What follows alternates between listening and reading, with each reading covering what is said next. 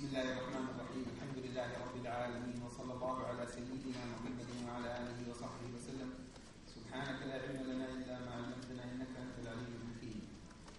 وبالسند الصحيح المتصل إلى حجة الإسلام أبي حامد بن محمد بن محمد بن محمد بن أحمد الغزالي الطوسي رحمه الله تعالى ونفعنا به وسائر الصالحين إلى يوم الدين. قال رحمه الله تعالى ونفعنا به في الدارين آمين. قبول الأخلاق للتغيير. So he began in the name of Allah, the merciful, the compassionate, who sent peace and blessings upon our Prophet Muhammad sallallahu alaihi wasallam. And quoted the Quranic verses says that we have no knowledge, glory be to you, we have no knowledge except that which you have given us. And then he said with his authentic and unbroken chain back to Imam al-Ghazali, and he begins, this is the chapter on the ability to change one's character traits. مر معنا في الدرس الماضي للتذكير توضيح تولد أصول الأخلاق لتوجيه قوتي العدل وقوتي العدل والعلم للحكمة نحو قوتي الغرض والشهوة يتولد منهما الشجاعة والعفة، وهما الأصلان اللذان تولد عنهما أو تفرع عنهما بقية الأخلاق. ومر الحديث عن ذلك. So we talked yesterday about the cardinal virtues and two most important foundational virtues, which are courage and temperance, and in the way that when they're balanced, that they lead to a number of other good character traits, and in the way that we use knowledge and wisdom and justice and direct that towards these other two faculties, i.e. the faculty of anger and desire, and in the way that this leads ultimately to all good traits of character. ثم انتقل الإمام الغزالي رحمه الله تعالى إلى بيان قابلية الأخلاق للتغيير بعد أن نسمع حديثا عن كيفية تولد الأخلاق وتأصيل أصلها وتغيير فرعها. السؤال التلقائي الذي سيتوارد على النفس: هل هذا ممكن؟ الذي يشأ على خلق معين حتى هيئة نفسه في داخله على وصف معين، هل يمكن لهذا الوصف أن يغير؟ أن يحسن؟ أن يرتقي؟ الفصل الذي نقرأه الآن يجيب على هذا السؤال. So that now Imam al-Ghazali is going to shift gears to talk about a question that one might ask. Is that after discussing his theory of ethics and character, that now the question that one might ask, well, is this even possible to have one's state of character change? And so he's going to deal with this in this chapter, where he's going to discuss on the ability of one's character traits to change.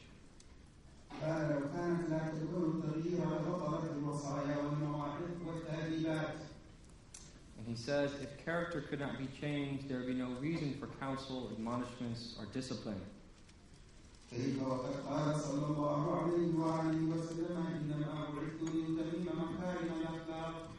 And that how could this be the case when our Prophet ﷺ said that I was only sent to perfect the nobility of character?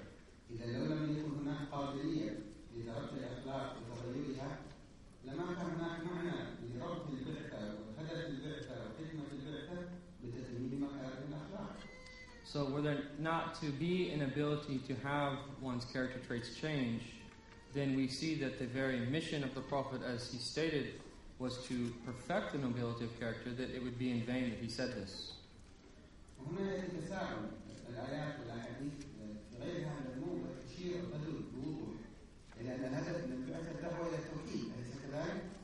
So there's many verses and statements of our Prophet that indicate that the whole purpose of his prophetic mission is tawheed, to preserve divine unity. That it's said in the Quran that I received revelation that there is no God except one God.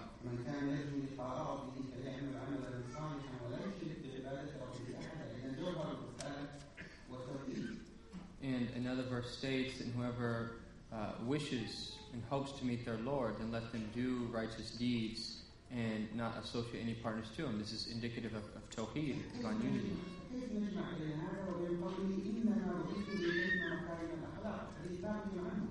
So how do we join these verses that talk about tawheed and this statement of our Prophet that says, I was sent only to perfect the nobility of character? And that this إنما has a particular grammatical function. It's to restrict the meaning.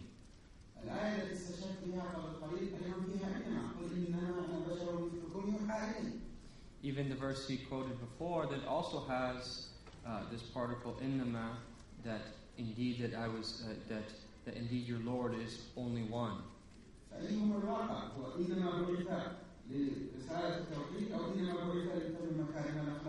So if it restricts that, was he only sent for to preserve Tawheed or to perfect noble character?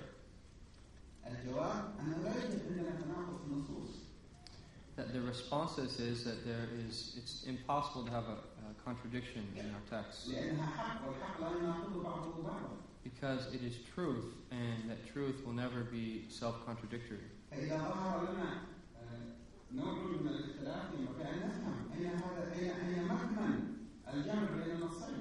So that if we see what might be an apparent contradiction, we have to understand the hidden meaning so that we can understand everything in the appropriate perspective.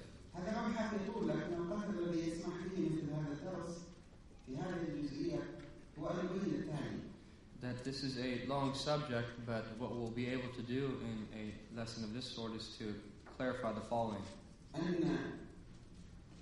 مفهوم النص هناك عندنا في علم الأصول هناك شيء اسمه منطوق النص وهناك مفهوم النص.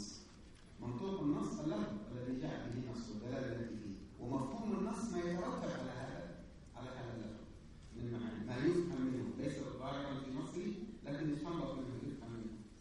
So we have two things here: what is called the mafhum, the understanding of the text, and the mantuq, the actual text itself, the literal words of the text. And that one is the text as we read it, the second is the understanding behind it. منطوق النص الأول أن الجوهر من البعثة التوحيد، ومنطوق النص الثاني أن الجوهر من البعثة الأخلاق، تكريم مكارم الأخلاق. كيف يجمع بين منطوقين يظهران في صورة الاختلاف؟ لا بد أن يوحدهما المفهوم. And so that we have for the mantuq, the actual literal phrasing of the text, both in the verse in the Quran and the hadith of our Prophet says, is that it uses the same particle. One refers to Tawheed and divine unity, and the other refers to perfecting noble character. So the understanding, there must be a way to join it. المفهوم الذي يجمع بين المنطوقين هو أن التوحيد لا يكمل على الحقيقة إلا للنفس التي تشكلت هيئتها على مكارم الأخلاق. And so that the understanding, the mafhum that enables us to understand both aspects is that good character is a prerequisite to attain the perfection of Tawheed. الذي ليس له امتناع بارتقاء وتتميم مكارم أخلاقه لا يكمل توحيد. واحد لكنه لا يكمل توحيد. That anyone that doesn't work on their character and attaining the higher levels of perfection of character, that they will still be a monotheist, they'll believe in one God, but they won't have perfect, relatively perfect faith. So they'll be a monotheist, but they won't have the perfect levels of belief in divine unity. And that the proof of this is a number of hadith.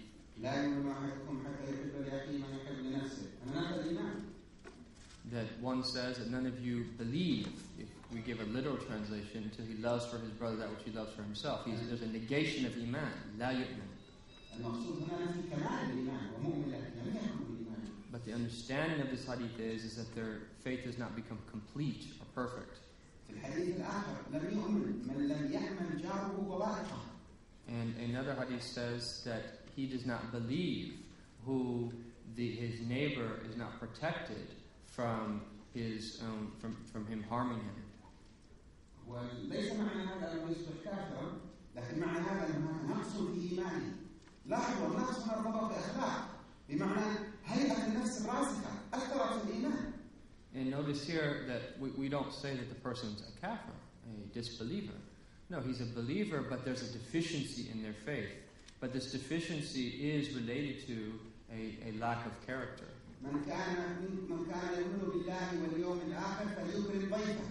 من كان يؤمن باليوم الآخر فليكرم جاره، من كان يؤمن بالله واليوم الآخر فليقل خيرا أو ليصمت.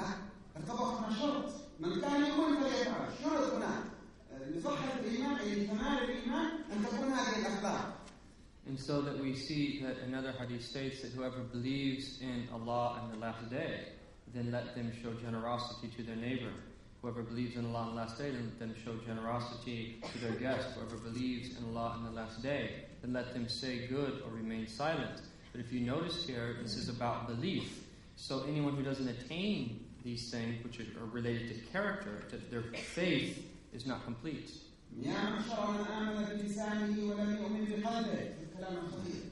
كفوا عن أعراض المؤمنين. And our Prophet said, sallallahu alaihi wasallam, that oh you who believe with their tongues, but their hearts have yet to fully believe, that avoid falling in attacking the honor of other believers. إذا هناك إشارة إلى أو توضيح جلي إلى ربط كمال الإيمان كمال التوحيد بالأخلاق. And so this is a very clear indication of the connection between akhlaq, character, and tawheed, divine unity. بقدر ما ترتقي هيئة النفس في الخلق، بقدر ما تتشكل صورة الخلق الراقية في نفس الإنسان، بقدر ما يرتقي في توحيده وإيمانه. So there's a direct correlation here to the extent that the condition of your soul ascends and attains higher levels of character is to the extent that it also moves up in the levels of faith. That our Prophet said that you will never enter paradise until you believe.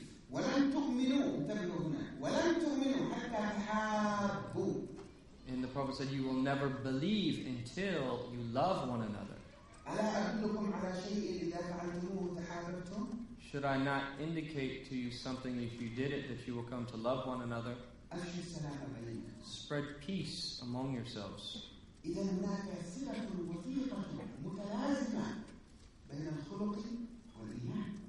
So there's a strong and necessary connection then between character and faith.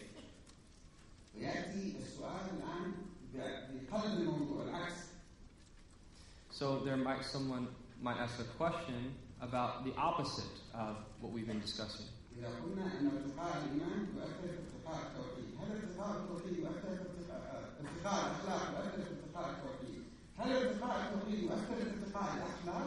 So we've said now that character will directly correlate to one's increasing in faith. But the question now is that one increasing in faith, will it better their character as well?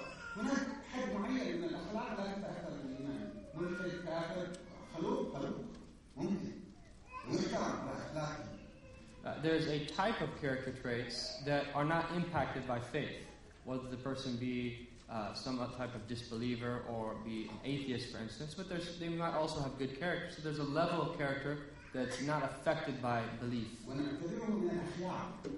And that we would consider this person from people that do good.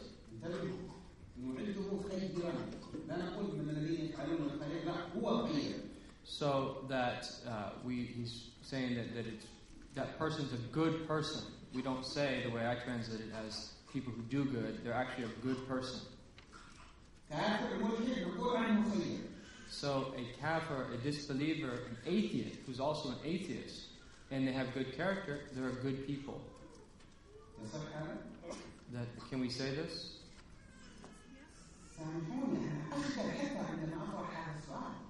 That I'm embarrassed to even have to, ask this question.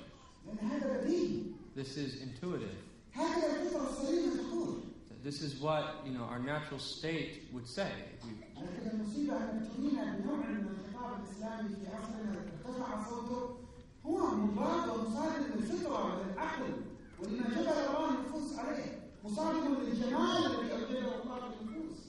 That the problem is today is that we've all been tried, is that there's so many people speaking, and other than what we're talking about, that are telling us the opposite of this, that entirely goes against our state of fitrah, our natural state, and entirely goes against the beautiful ways that we understand things intuitively as human beings.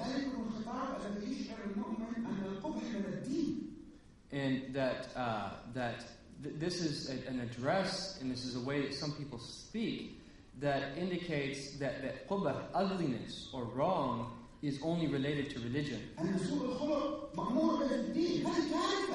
And it's as if they're saying, by the way they speak, is that having bad character is something that our religion encourages.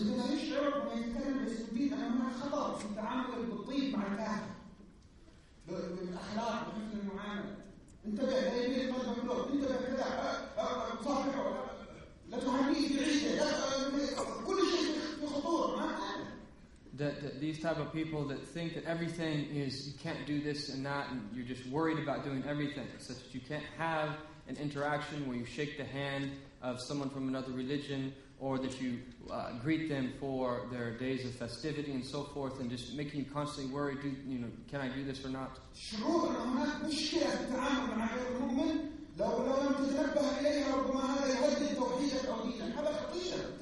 This is very dangerous to think that any interaction that you have with a non-Muslim, that it somehow is going to affect your deen or something, or your heart is going to incline towards them. He says that this will diminish potentially the reality of one's belief in faith, just as it relates to one's character.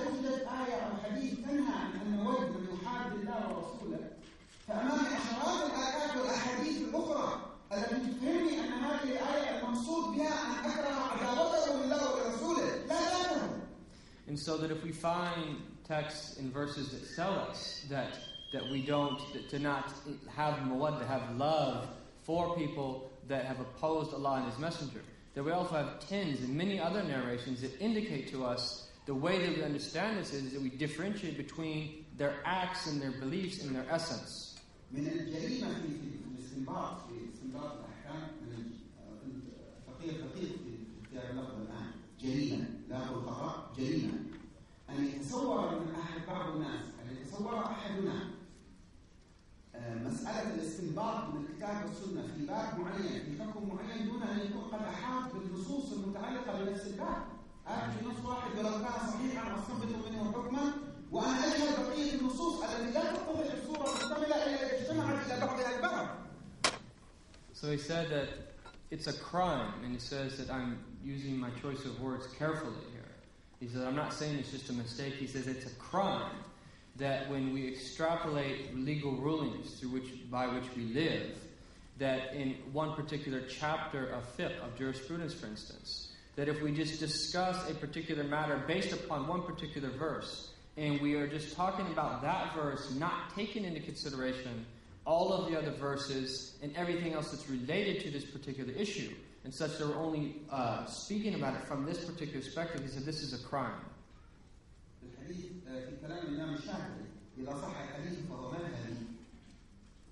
That when Imam Shafi said that if a hadith is been authentically narrated, that it is my madhab, my school of thought. That this doesn't just mean that it has an authentic chain of narration. That if it has an authentic chain of narration, but also that what the text indicates as well. And so that when we talk about authenticity of the text, and for the scholars of Islamic legal theory, that it has two meanings. That in terms of the chain of narration, in terms of the meaning that it points to. So there might be a hadith or a text that has been authoritatively transmitted, but the meaning is ambiguous or that it's not used.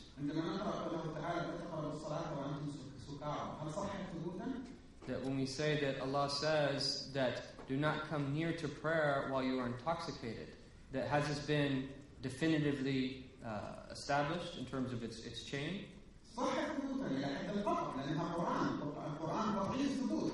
Absolutely, that it's been definitively established because it's Quran.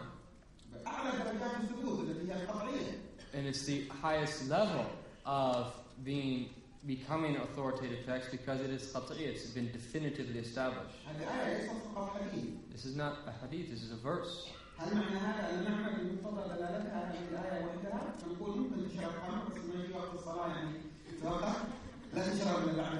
Does it mean that we can just follow what we think might be the meaning of this verse is that, okay, you can go ahead and drink alcohol, but when it comes to prayer, just don't be intoxicated.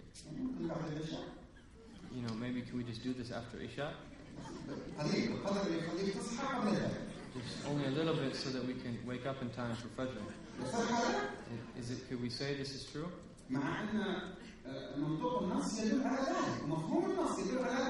Even though what someone might understand from the verse, that this could be what they could understand. But this verse has been definitively established, but it has other meanings that we understand from it. Because it is a verse that has been abrogated by a verse that came later.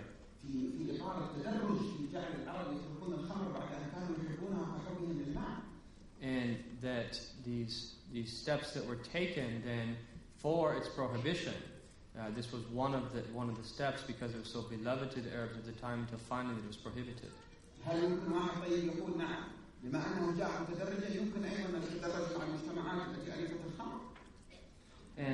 And someone would say then, well, just as that there was 3 steps to the prohibition in the time of the companions, that those in societies where they like drinking alcohol, can we also follow these steps? What do you all think?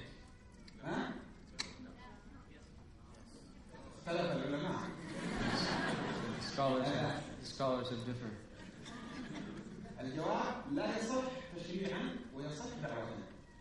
And so the answer is that in terms of legislation, right, issuing a law, that it's not valid, but in terms of da'wah, you helping people to implement the law, yes.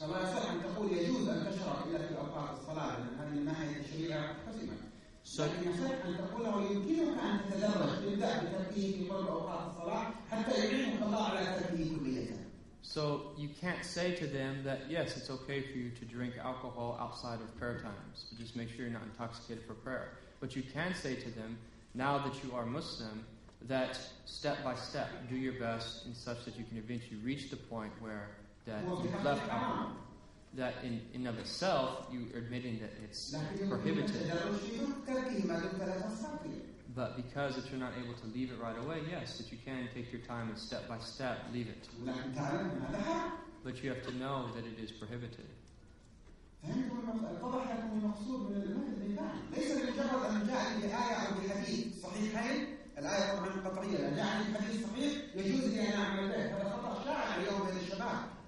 So does everyone understand what I'm trying to get at here? That differentiating between the way the text has been established and the meaning. So a hadith in Sahih Bukhari, for instance, that just because it's authoritatively established doesn't mean that we just all of a sudden implement it. And this is a problem that is widespread today amongst the youth in particular.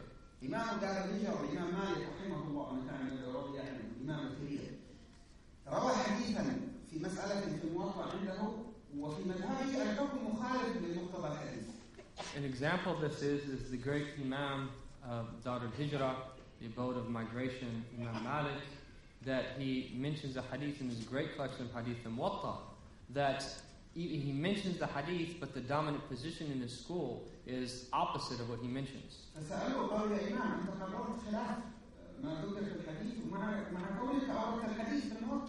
And someone then asked him that, you mentioned this hadith in the Muwatta, but at the same time that your position in your school is other than it.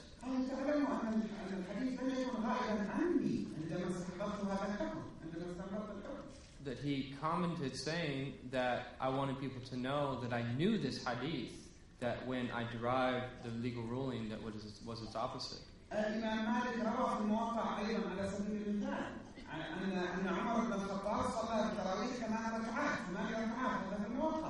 That Imam Malik mentions in his Muwatta that Imam Umar ibn al-Khattab, Sayyidina Umar, prayed Taraweeh for the Ramadan prayer 8 rak'ahs.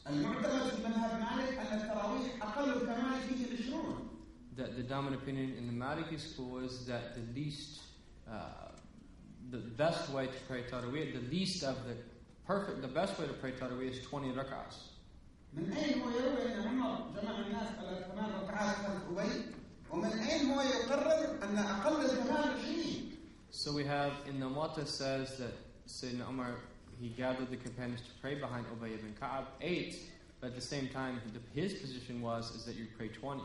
قال الإمام السيوطي، قال الإمام الكندهلوي في شرحه على الموطأ، الإمام محمد زكريا الكندهلوي المحدث الكبير يقول الإمام مالك روى هذا الحديث لكن في السند أحد الرواة وهم في العدد. That Imam Muhammad Zakaria al-Kandahlawi in his commentary on the Muwatta, that he says that Imam Malik narrated this hadith in the Muwatta. But it's actually, there's a distinction between a hadith and an athar. They're both narrations, but one is from the athar is after the time of the Prophet. And that he said that the narrator of this athar, of this narration, that he mistakenly mentioned the number 8.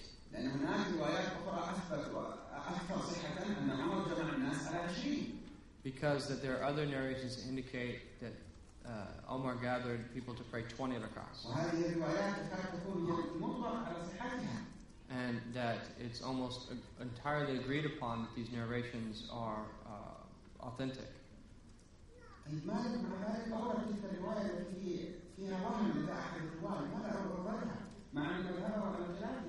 So why would he even mention that narration then, that athar of where that person erroneously thought that it was 8? Why would he even mention that? So that people that are like children who are trying to learn knowledge in our time, us, ونقول نعم الإمام مالك إمام عظيم لكن الحق حق أن يتبع وهذا دليل. السيدة عائشة تقول ما زاد رسول الله على 11 ركعة فإذا الدليل يقدم على رأي مالك اطلع على ما نسميها دليلا. والشافعي اطلع عليه وأبو حنيفة اطلع عليه وأحمد اطلع عليه. الأئمة الأربعة قالوا أن التراويح كمالها 20 وهم اطلعوا على هذا النص وليس دليل بترول جديد اكتشف. هذا حديث معروف بالقرون وهم الذين أوصلوه إلينا. So he said that so we as children trying to learn knowledge, that we don't come and say that, look at the hadith of Sayyidah Aisha that she said that the Prophet never prayed more than 8 rak'ahs for the night prayer. And that 11 rak'ahs for the night prayer. And that Imam Malik and Imam Abu Hanifa, Imam Shafi, Imam Ahmad Hanbal, all of them knew this narration of Sayyidah Aisha. But despite that, all of them said that the best way to pray Taraweeh was 20 rak'ahs.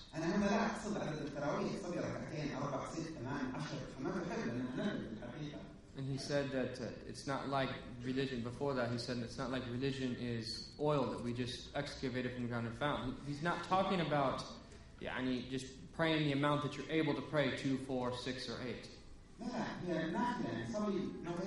It's supererogatory prayer. Pray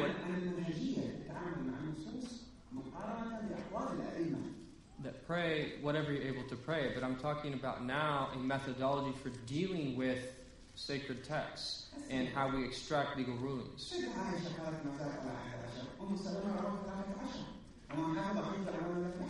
That Sayyidah Aisha said the Prophet never prayed more than 11 at night, whereas Salama said 13. And the one who has memorized a particular act or something, that takes precedence legally than someone who hasn't. This is one of the least ways that we can clarify this to you. But the whole point that we're trying to get at by clarifying this is that there's a methodology for dealing with sacred texts. That the imams are not divinely protected.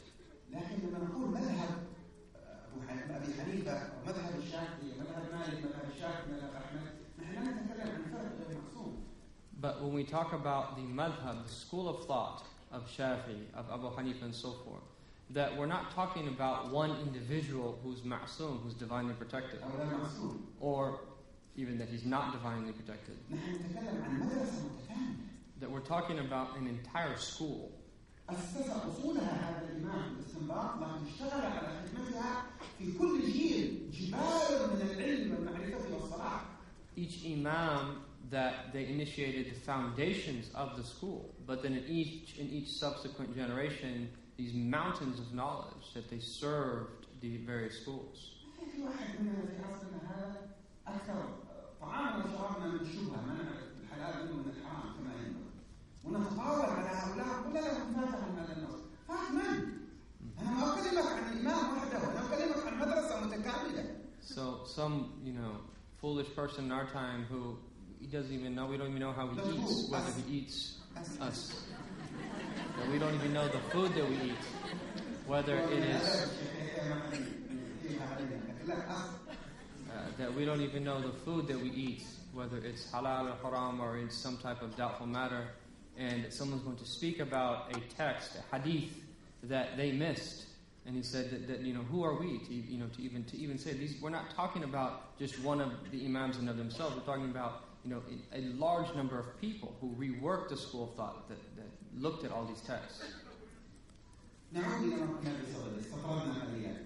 so that we take in a tangent, we'll return to our topic discussion. But this is a methodology.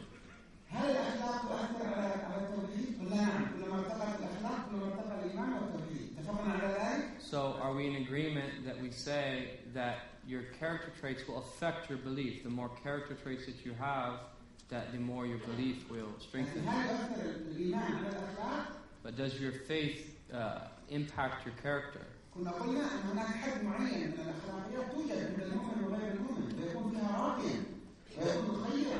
There's a certain degree of character traits that whether someone believes or not, that they're across the board, they're universal, whether someone believes or not. And that when I'm talking about there's a certain degree, I'm not diminishing that this is actually something good and noble. We're talking about that just compared to the end result.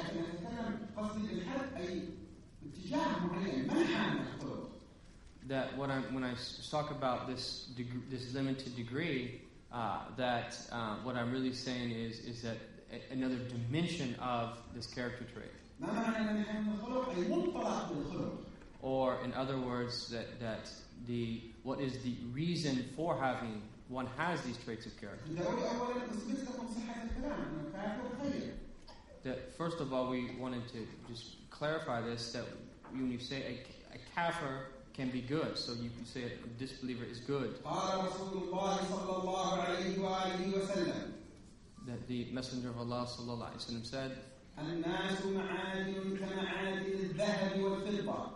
that people are like mines of gold and silver.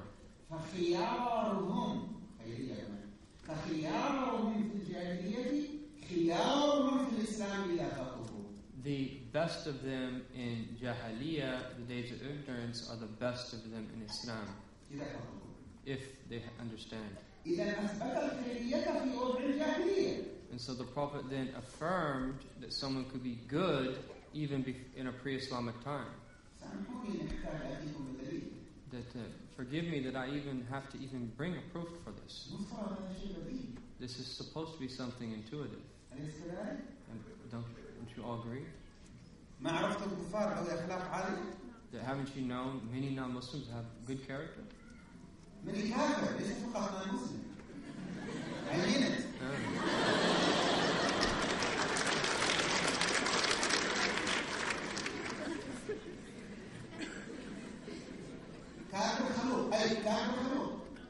A kafir who has good character.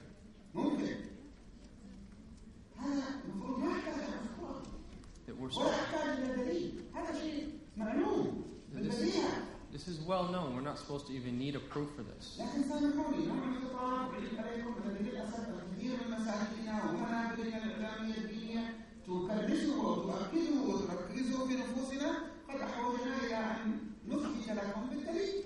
But the problem is we've heard the opposite of this so many times, in so many lectures, in so many at the mosque and many other levels, that it necessitates that I bring a proof to prove this point to you.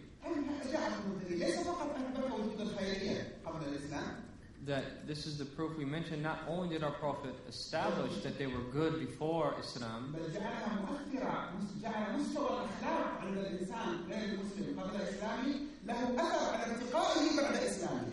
and that also that their level of character before Islam will directly impact their degree of ascendancy after they're Muslim. كأنهم خيارهم في الجاهلية خيارهم في الإسلام. Notice that our Prophet says that the best of them in Jahiliyyah, in a time before Islam, are the best of them in Islam if they have understanding. إذا جعل من وصفه حتى قبل إيمانه قائم على الخلق، جعل من هيئة النفس الراسخة، صورة نفسه الراسخة الخلقية راقية قبل الإسلام، جعله مميزا لأن يكون من أفضل المسلمين إذا فقه. And so that what our Prophet did establish here is that their description of their character before Islam, the condition of their soul, that there's a direct correlation between that and that the level of and the degree of their Islam after becoming Muslim. So I still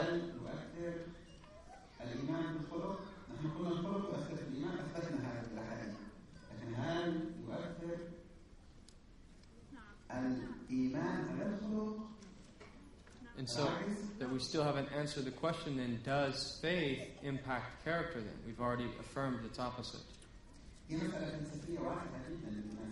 This is a very deep philosophical question.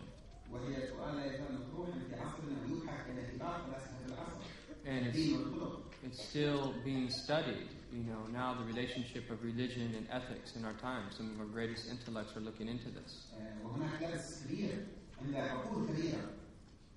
And that it gets, you know, very difficult. That at times that it gets very subtle when, with you know, even these people of great intellect who are researching this.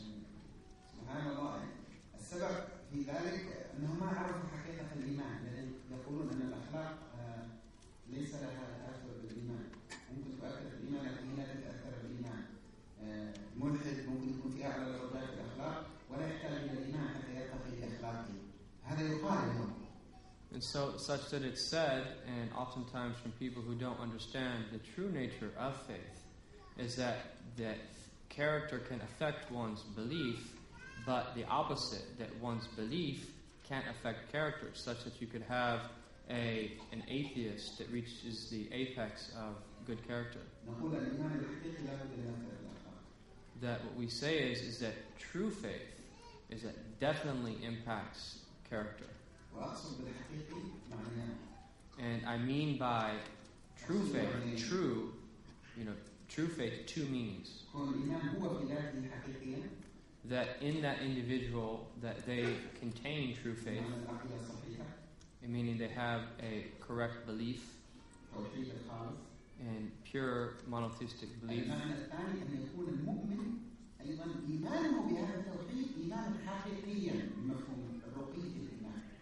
And that secondly is that the believer himself or herself is that they have true faith related to the true understanding of that very faith.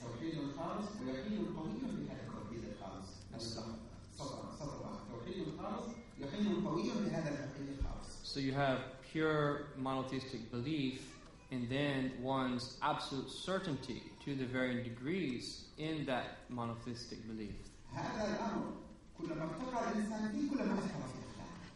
And that related to this affair, that the more that one ascends in degrees of this true nature of faith is the more that they would ascend in the true nature of their character as well.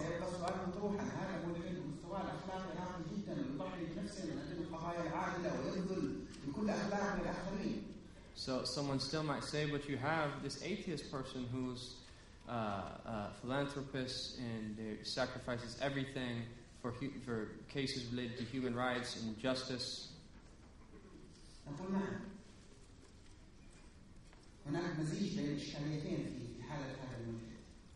That we say yes, but there is two problems in the constitution of this atheist.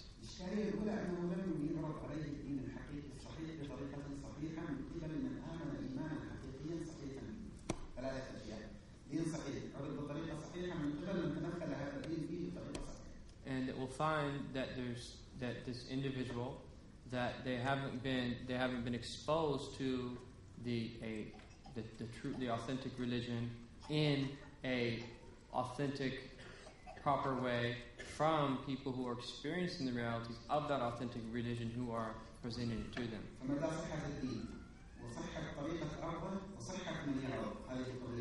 So the true religion and the true way that it's presented, and then people that are living those truths actually presenting it. That this is the first issue. مفهوم الأخلاق لدى هذا الذي نصفه بالأخلاق مدى عمق الأخلاق في داخله. The second is that own person's understanding. Again, we're talking about the atheist here, who apparently has good character, and that what is his understanding of morality or ethics. لا أعني بالأخلاق أذكركم الإمام الغزالي في الدرس قبل الماضي لا يقصد بالأخلاق التصرفات. And that we're not talking now, as Imam al-Ghazali established yesterday, is that not actions in of themselves. We're talking about the condition that is firmly established in one's soul.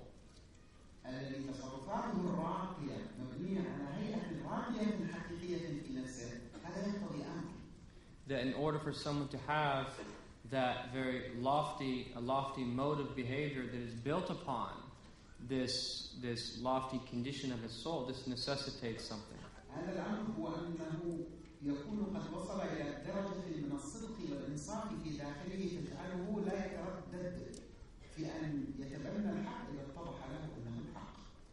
And this requires that someone reaches a level of truthfulness and sincerity to accept the truth inside of them. That when truth is clarified to them, that they won't hesitate and nothing will prevent it from immediately accepting that truth. That don't tell me that this is relative. الحديث عن النسبية المطلقة في الأخلاقيات هذه جريمة تهدم الأخلاقيات البشرية. فلسفة النسبية المطلقة في الأخلاق. So the philosophy of moral relativism, that it completely undermines a true approach to a theory of ethics. ما أستطيع أن أفهم فهم إذا كنت خاصة الفهم، لكن لا أستطيع أن أفهم أو أستوعب معنى أن إنسان يدرك أن هذا حق ثم يختار أن لا يتبع الذي أدرك واقتنع بأنه حق ثم يعتبره مع ذلك صادقا مع نفسه. And so له أن يفعل ذلك، لا يكره به، لا يجبره، لكن الكلام هنا عن الحكم على تصرفه. And so he said that, please forgive me, but I can't understand how someone could have truth, become clear to them. And he said that, forgive me if this is just my understanding, but he says, I can't understand how someone could have truth become clear to them. And then for them not to accept that truth and to do something else that is against that truth. And under the guise of moral relativism that, it doesn't really matter ultimately, that it's all about what the person's perspective is that I can't, understand how that's acceptable.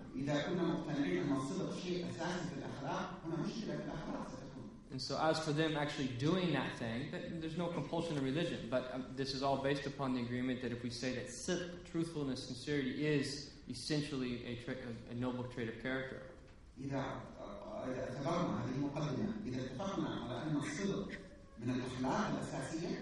That if we say that truthfulness or sincerity is essentially a good character trait, أن يعرف الإنسان حق المعرفة ويتأكد ويقرر أن هذا صواب ثم يتعمد فعل خلافه ولا يرى أنه قد أخطأ هنا في مشكلة مع الأخلاق يقينا.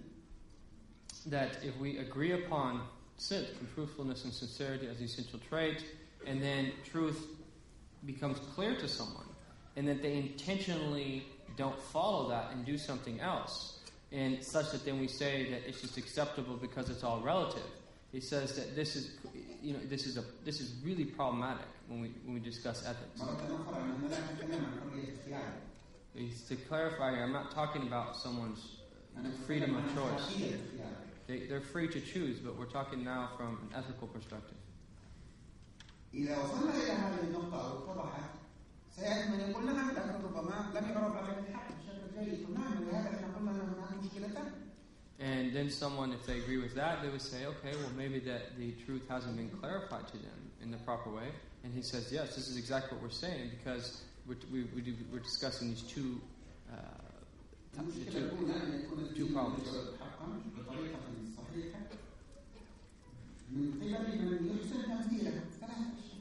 So that we said that they haven't had, the truth shown to them, or they haven't been exposed to the truth in a truthful manner by truthful people. والنقطة الثانية أن يكون الذي يعرض عليه الفعل صاحب خلق متجذر متأمل في نفسه في هيئته الراسخة ليس فقط في أفعاله. And that the second thing here is related to that these character traits becoming firmly rooted, in the person that possesses them. That is it clear what I'm trying to get at? So then we can say yes, that Tawheed, belief in the divine unity and faith, that it impacts one's character.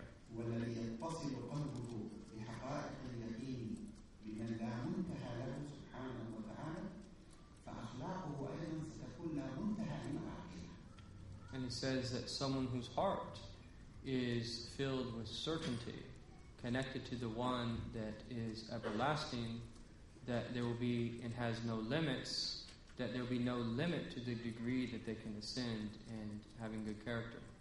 That this is the true affair.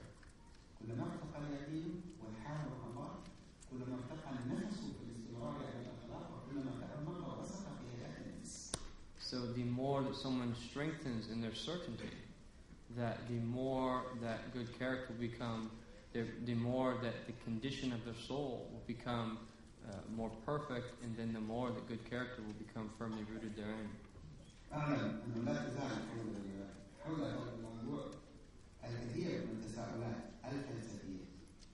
But there's many other philosophical questions that relate to this issue we just discussed.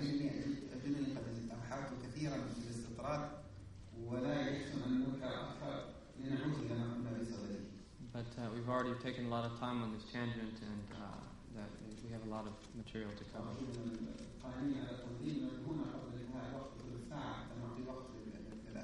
And so he's asking just to give him 20 minutes before the session ends so he can take questions.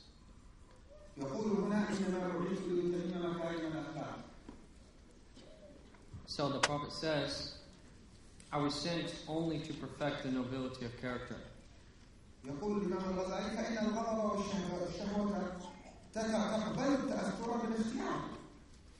That Imam Ghazali says anger and passion can be affected by one's volition and choice.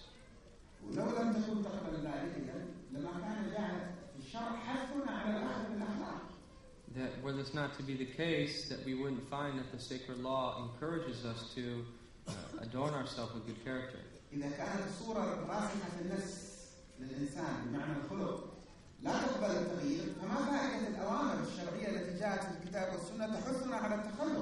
So if the condition of our soul cannot be reshaped, then what is the whole point of the commandments and prohibitions in the law related to character?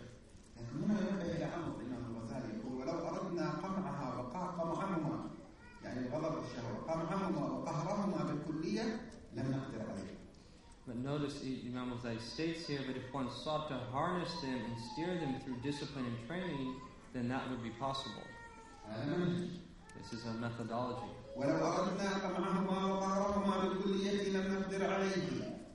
But if one sought to harness them and steer them through discipline and training, then that would be possible.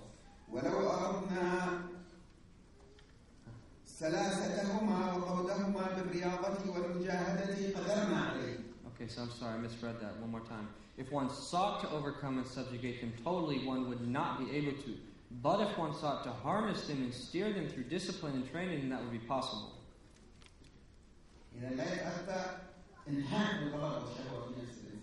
So that you can't complete uproot desire and anger from the heart.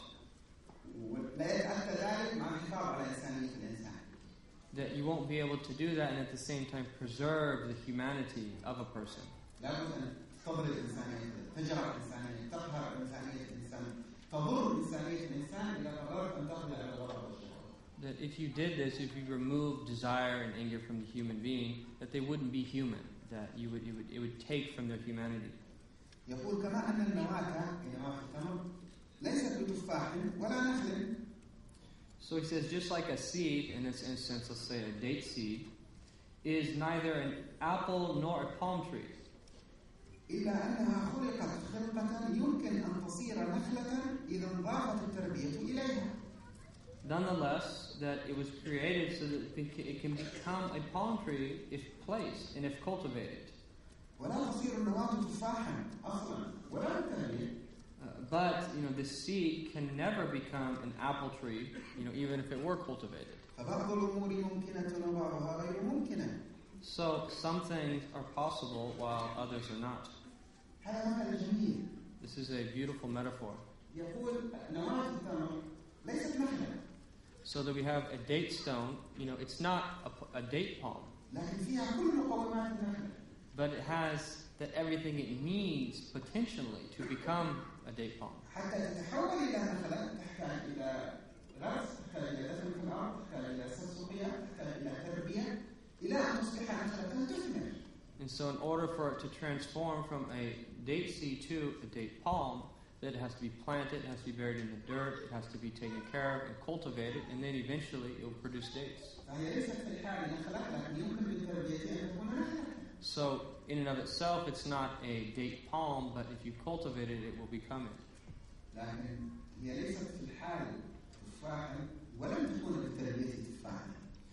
But even as that date stone, it's a date stone though, that even were you to cultivate it, it never will become apple tree. That anger, it's not courage.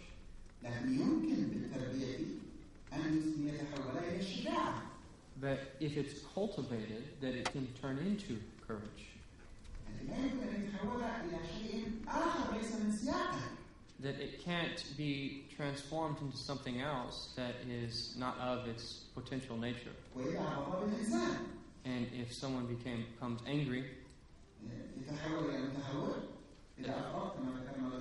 that if it's extreme anger, that he could become a reckless, impetuous person. And then in the imbalance of remissness, that he can become a coward through the lack of courage.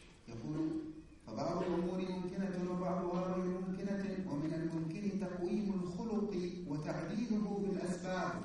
So Imam Ghazali says, some things are possible while others are not.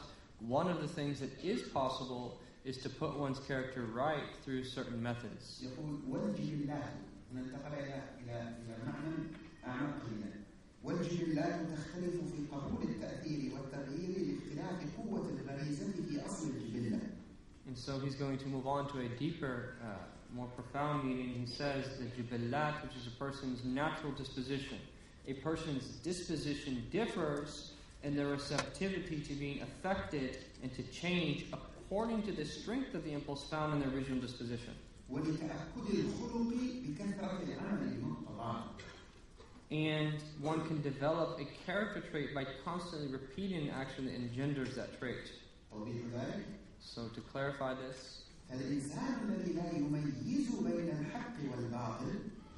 so in the case of the person who cannot distinguish between truth and falsehood, or beautiful and repugnant actions,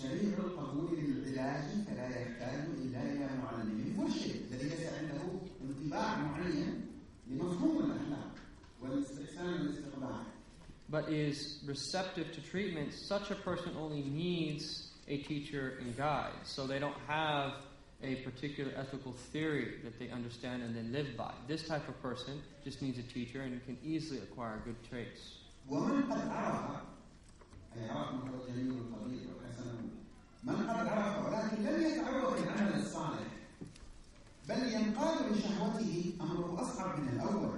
إذ لابد من قلع ما رسخ في نفسه أولا ما تشكل في صورة نفسه من الاعتياد على العمل.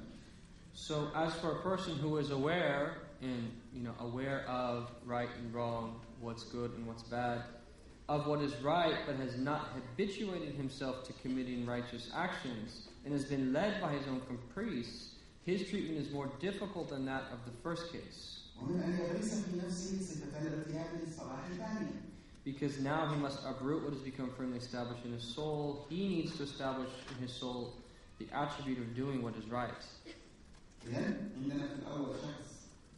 ما عنده اختيارات، ما عنده استقرار على الاختيارات، مفاهيم الحسن والقبح لم تستقر المسألة عنده.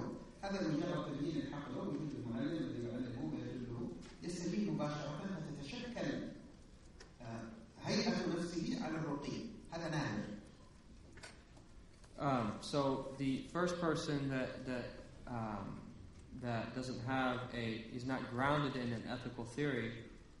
That this particular individual that just doesn't know can easily be taught, and it's very rare though for someone to have good character that's like this without a teacher. And the likes of this person is like a child.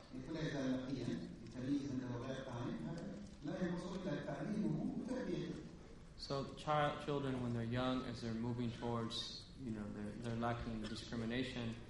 That as they get older, all they need is someone to teach them what is right.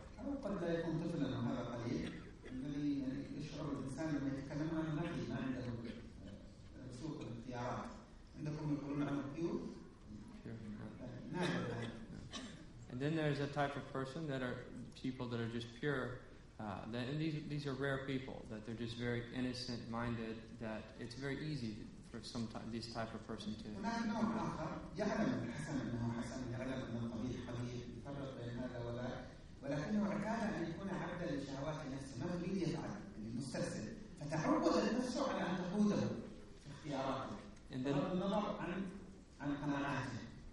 And then there's another person who knows right from wrong, but they've habituated themselves to doing something in particular, either right or wrong.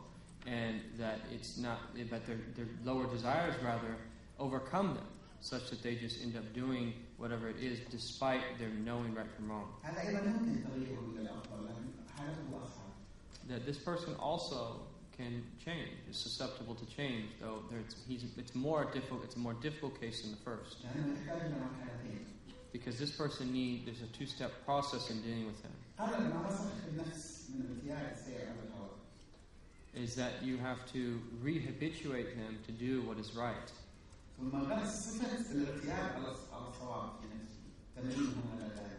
So you have to rehabilitate them from leaving what they're doing what was wrong and rehabilitate them doing what is right. And this is what the great saints refer to as takhalli, that ridding yourself of bad traits, and tahalli, adorning yourself with good traits.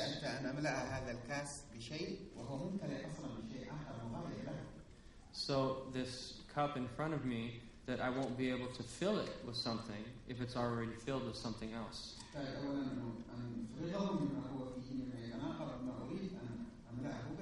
I have to first pour out of what's in it in order that I can pour into it of what needs to be poured.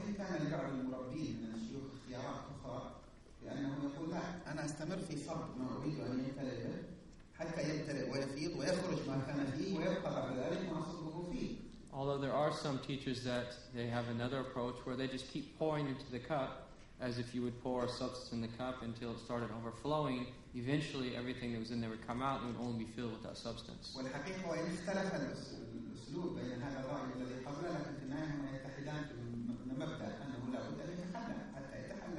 In reality, although they might differ in how they do it, in principle it's essentially the same what they're trying to achieve.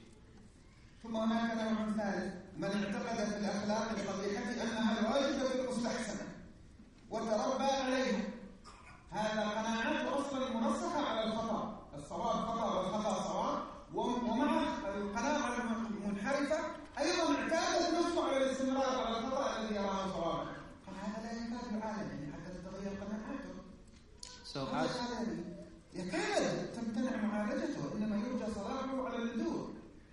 So as for a person who's grown up thinking reprehensible character traits are good and sought after, there's little hope of this person becoming rectified. So that they have a misunderstanding, that they've habituated themselves accordingly, thinking that reprehensible character traits are good, so it's become a part of them, and that this is the most difficult, this is a very difficult state. And he says it's almost impossible, but there still is room.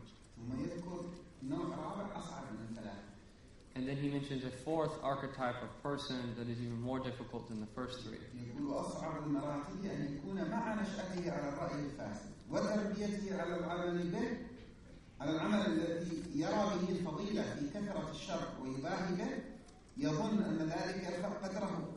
ويظن أن ذلك يرفع قدره مع كونه يعتقد أن الشر هو الصواب واعتاد على العمل به هو يرى الفضيلة أن يباهي بذلك وأن ينشر ذلك وأن يتظاهر بذلك ويرى أن هذا يرفع مكانته وقدره. So the hardest type of person to rectify is the person who's grown up holding erroneous opinions and thinks that the merit is in doing bad things and boasting about them. He thinks such actions give him status. So there's three things here. One is the erroneous understanding. He thinks that bad is good. And two is he's habituated himself to it. And on top of this, which differentiates him from the person before, is he boasts about it. And thinking that these type of things give him status.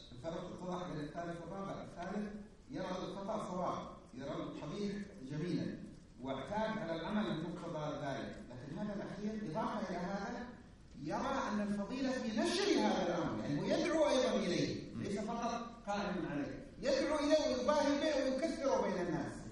So the third archetype is someone who sees wrong as right, has habituated himself to it.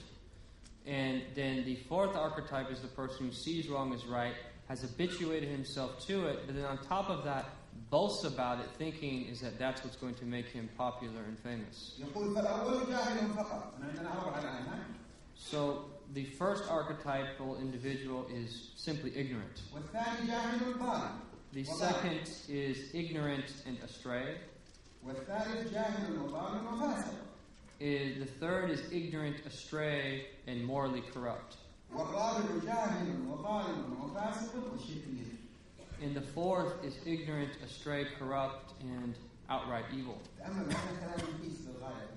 This is, extremely beneficial. So look at this carefully.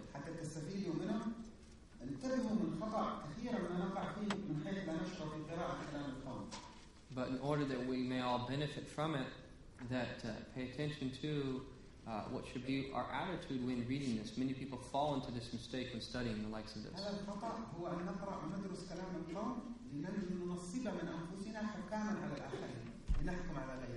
And that's into when we read the words of the righteous, is that we make ourselves judges that judge others. That this is first and foremost for us to judge our own self.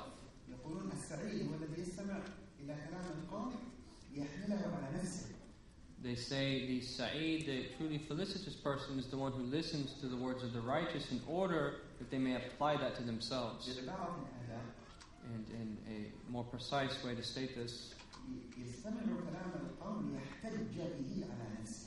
is that they listen to the words of the righteous so that they may set up a proof against their own soul.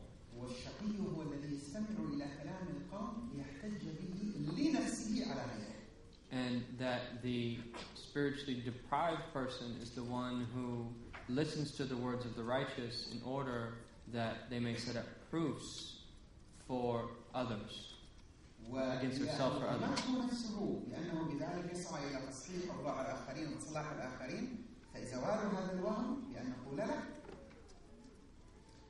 إذا وهمته نفسه أنه يحتاج على الآخرين لماذا؟ ليصلحهم.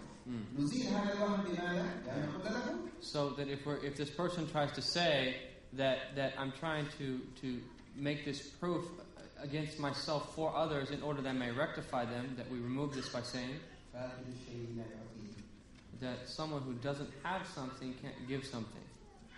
الذي يستمع هذه الضوابط يستمع إليها ولا يوجهها ليحتج على نفسه الأمارة بالسوء ويعجز ويستسلم للعجز المقيت بأن يخاطب نفسه بالعمل فهو من باب أولى عاجز على أن يعمل على تغيير ذلك. Is that anyone who reads these great words of the righteous and doesn't apply it to their own soul, set it up as a proof against their own soul, that if they can't do that and stand up against themselves, that even more so, that if they try to help other people, that they'll fail.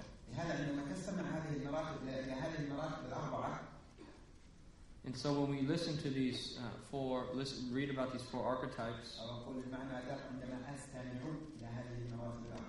or now he's putting it out of humility on himself, saying that when I listen to these four archetypes,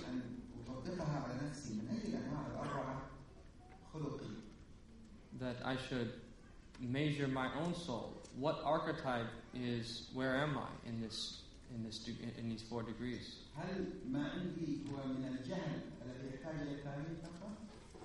Am I simply ignorant, such that I just need to be taught?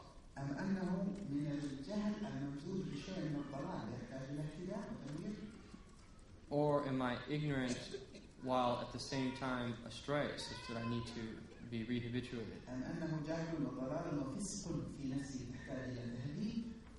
Or am I ignorant, astray, and morally corrupt, such that I need to be refined?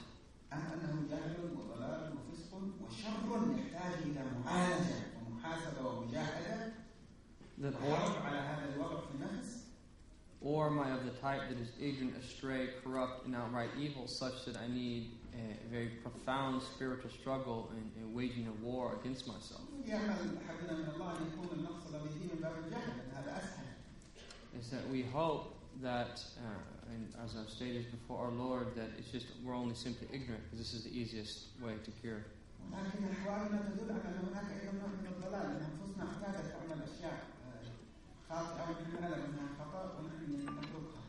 But our states indicate that there were also, astray things that we know that are mistakes that we have habituated and become habituated to them.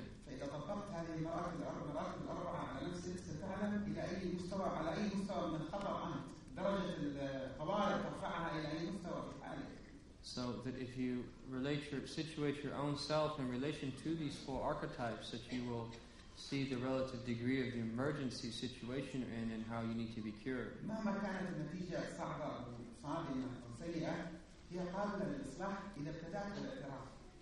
That no matter how difficult your situation is that it starts to become easy if you first admit the reality of your state. But if you cowardly refuse to admit your state,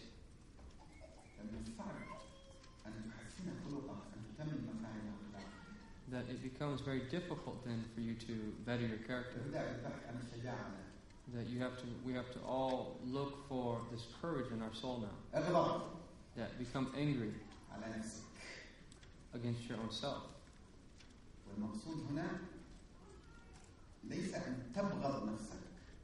And I don't mean by that you hate yourself.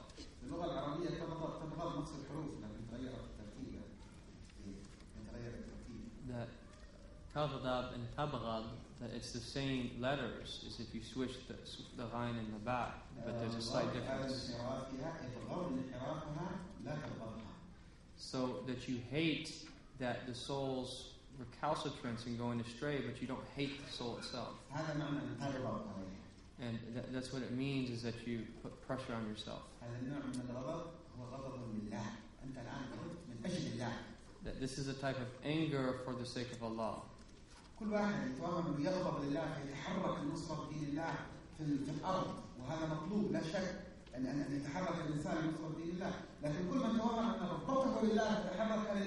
وهو لم يسر في طريق الغضب على نفسه من أجل الله فلا شك أن نفسه ستخدعه فيما يظنه غضبا من أجل الله.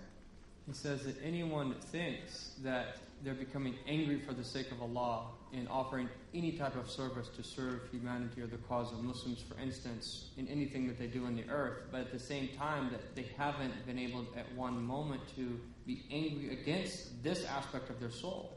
He says, without doubt, anything that they try to do outwardly, and this is something that we're supposed to do, is to give victory, that your nafs is going to delude you in thinking that you're getting angry for the sake of Allah. أكثر ما يحيي هذا الغضب الإيجابي فيك على نفسك التي تحتاج إلى تهذيب وهي متهذبة أن تكتشف أنها كانت تخادعك تكذب. And that one of the greatest ways to bring about this type of positive anger against your own self, that he's saying, is that it becomes unveiled to you that your nafs is actually lying to you and deluding you. عندما تحب إنسان وتصحبه لفترة طويلة، من الطبيعي أنك ستتوقع أن يخطئ في حقه، ومن الطبيعي أن تقبل المساحة من الخطأ وتقابلها بالغفران، هذا لا شك فيه. So that if you've loved someone and you spent a long time with them, that it's very natural for you to expect mistakes from them and you'll forgive them for those mistakes. لكن أكثر ما يمكن أن تغضب بسبب ممن تحب لفترة طويلة وتصحب لفترة طويلة أن تكتشف أنه كان يخادعك. But nothing will make you more angry than to find out that if you spent a long time with a particular individual and you came to love them, is that this whole time that they were deluding you or they were cheating you. Is this not true? That them being treacherous towards you, treachery is painful. And that it really harms you. And it angers you. And as if it's stabbing you.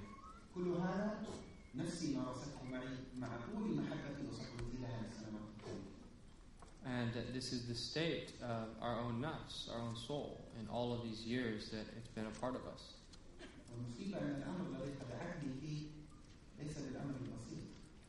And that the true calamity is that the treachery of the soul and the way that it's deluded us is not just a simple affair. That if someone's treacherous towards you, even if it's a small thing, that it's not pleasant. Especially if there's love and you've been with each other for a long time.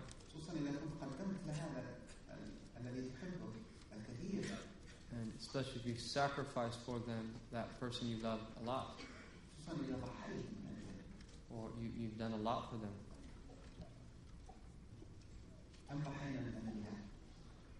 How much have we sacrificed for the sake of our soul? What have we done for it? How much have we served it? How much we've tired ourselves out to please it? How many times have we fought for it?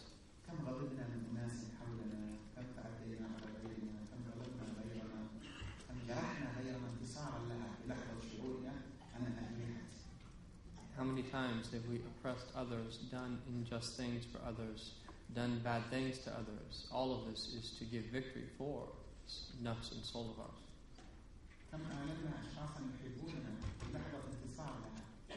How many times have we pained others in moments where we've given victory to the nafs?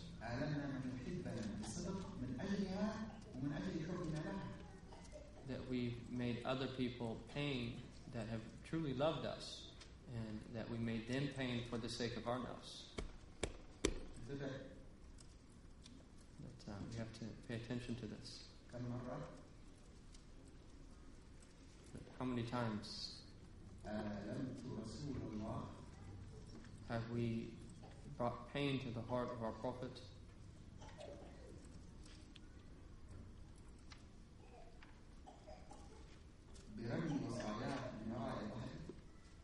By throwing his advice over our shoulders for the sake of our nafs.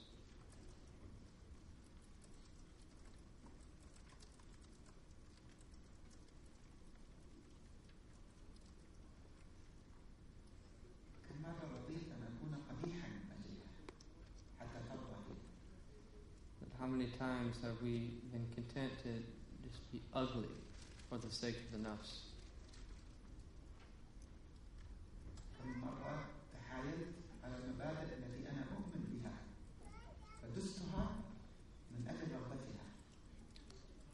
How many times have we left principles by which we live in order to make our nafs happy. مرة غمضت على أخذ شيء ليس من حقي أن أخذه لأنها أرادتها. But how many times have we taken something that is not rightful for us to take, just only to please the nafs? كم مرة أسأت إلى من أحسن إلي. But how many times have we done bad things to people that have done good to us من أجل for the nafs?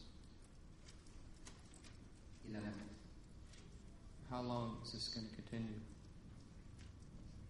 هل تستحق ذلك؟ Does the nafs really deserve all this? ما النتيجة؟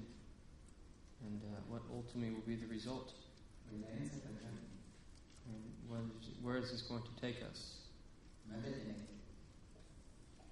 What fruit is it going to bring about? كم دفعت من ثمن غالي إخلاصا لها؟ That how many times have we paid this great price to purify it? كم مرة أجلبت روحي العالية الراقية التي هي نفقة من نفقة الله عز وجل من روح الله عز وجل دنستها طلبا لإرضاء نفسي.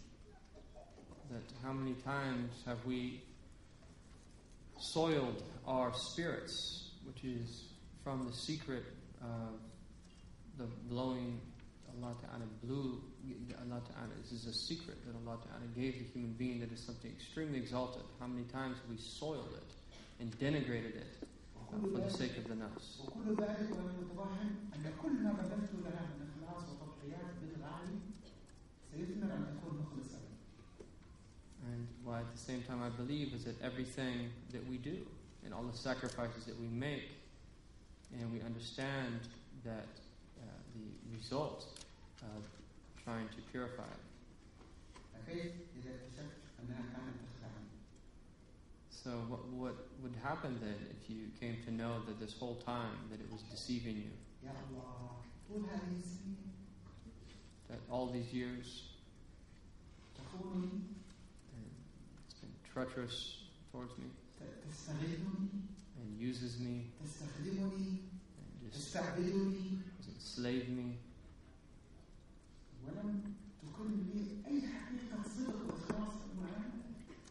And that it's never interacted with me truthfully, sincerely.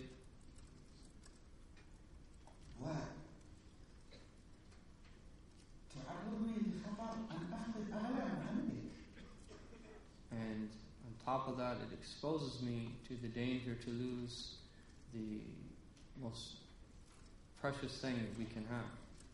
That were it to be an actual person other than myself, that we would have cut off the relationship.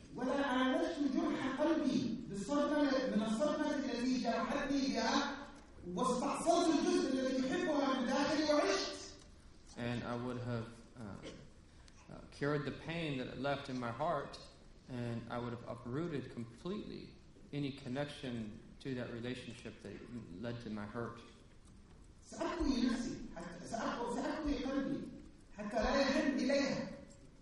That I will, to the extent of cauterize my heart, so that I won't ever, you wouldn't ever incline towards that particular person. But the person is that it's not other than you, so that I can't dislike it. But I have to get angry at it, and I have to train it. ويجب أن لا أقبل من بعد هذه الساعة أي تنازل من أجلها عن ما هو حقيقي لأنها ليست حقيقية الآن. And that I have to refuse to ever give in to anything from doing what is rightfully what is rightfully a part of its true nature. ولكن بجدية. But this must be done with seriousness. الوقت قصير. That time is very short. ونهاية الوقت غير معلنة. And we don't know when the end will occur. وإذا انتهى الوقت لا توجد فرصة ثانية. And when the time's over, there's no other chance. إذا درجة الأولويات ينبغي أن ترتفع هنا. So we have to understand, correct our list of priorities. الموت يكون صباحكم مساءكم، ممكن الليلة ممكن غدا. That death could meet us in the morning or the evening at any time. لا يفرق. That it doesn't discriminate. وأنا مطالب أن أرتقي بها قبل أن أموت. But it's been demanded of me that I, rise in its purity before I die. اسمع، المشكلة أن هنا تملك أن توجهها. Listen, the problem is that you have the ability to stand up to it. هنا القيادة لك، وإن ضحكت عليك مدة وقادتك لا، القدرة التي أودعها الله في هذه الدار أودعها فيك أن تقودها، أنت قادر على أن تقودها بإذن الله. The leadership is in your hands, is that Allah Ta'ala has given you the ability in this abode to be able to subjugate it and guide it. وإن بخلت فترة وقادتك حالة غفلة. That even if you fall in a state of heedlessness in a particular time, that it leads you. لكن هنا في الدنيا القيادة لك عليها. That you are in a leadership position in this world. لكن بمجرد أن تموت. But as soon as you die, هي ستقودك. that your nafs will lead you. وستقودك بالاتجاه أو بالمستوى الذي وصلت بها إليه قبل موتك.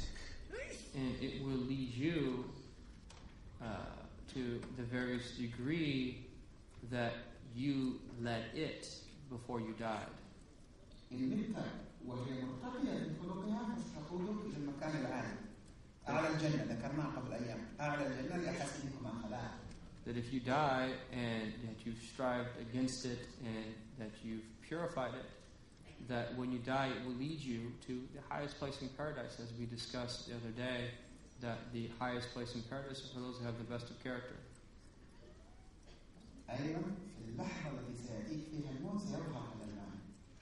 And likewise, the moment that death comes to you, is that this meaning that we're talking about will also,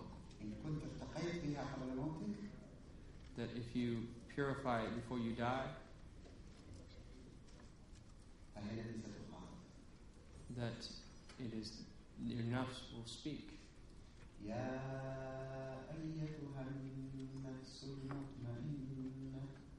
It will hear the address, O tranquil soul.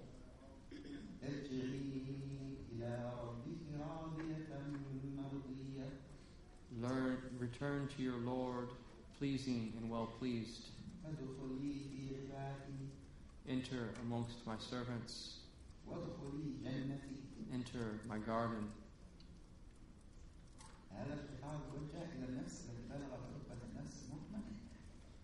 That this address will be directed towards the nafs that has reached the degree of a tranquil soul. That Allah will speak to the nafs as it dies in this way.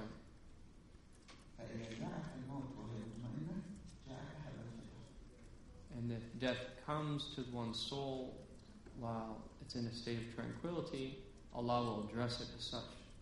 وإذا اطمأنت قبل موتك بفترة بمعنى أنها ماتت عن أماريتها بالسوء قبل أن تموت أنت وحيت بالطمأنينة فسيخاطبها الله بهذا الخطاب قبل أن تموت. And if your soul dies before that you actually die, in such that while you're still living that it becomes tranquil, that Allah Ta'ala will address that tranquil soul while one is still alive with this address. الله والعياذ بالله في المقابل إذا أهملت ذلك فسيترتب على هذا عكس ما تكلمنا عنه. And that we seek refuge in Allah, that were the opposite of this to happen, and that were we not to purify our soul such that it's the opposite of what has been described, that the opposite will happen. لكن الإمام الغزالي يقول الذي يصل إلى هذه النتيجة فليعزم وليتعلم كيف يتدرج في تربيته. But Imam Ghazali says is that whoever recognizes the results of what we're speaking about is that let them recognize their state, seek the cure, and move up slowly in degrees. دعونا نختم الدرس بالتأكيد على هذه الحقيقة قد أفلح من زكاها قد خاب من دساها. So we would like to conclude this lesson with this reality that stems from the Quranic verse. Indeed, he has succeeded who has purified it, and indeed he has failed who has soiled it. هي محبوبتك التي أغضبتك. That it is the thing that is beloved to you that has made you angry. ولا تستطيع إلا أن تحبها. That you can't love it. ولا تستطيع إلا أن تحبها وأن تستمر في صحبتها. That you have no other choice except to love it and to retain it as a companion. وبالتالي ليس أمامك إلا خيار واحد وهو أن تهذبها. And so you, in reality, only have one choice, which is to refine it.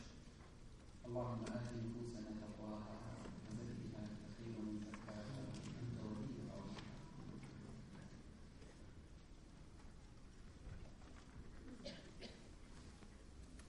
عندكم دقائق أو نصف ساعة؟ طيب بسم الله تفضل. So, questions? بسم الله. بسم الله. With the subject.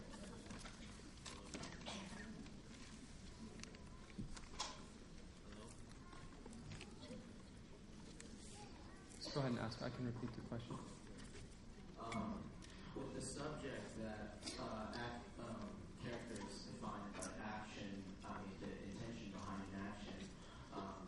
If an action is a bad action considered by most people it's a bad action, but the intention behind it is good, does that action display good character?